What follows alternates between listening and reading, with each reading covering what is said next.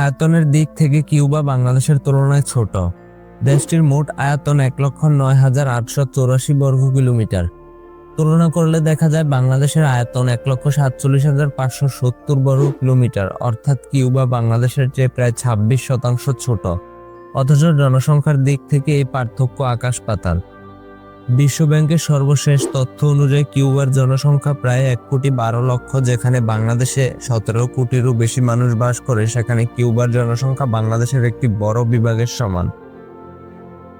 জনঘনত্বের বিচারে এটি বিশ্বে 105তম জনবহুল দেশ, যেখানে প্রতি বর্গ কিলোমিটারে মাত্র 102 জন মানুষ বাস করে। বিপরীতে বাংলাদেশে এই সংখ্যা 1300-রও বেশি।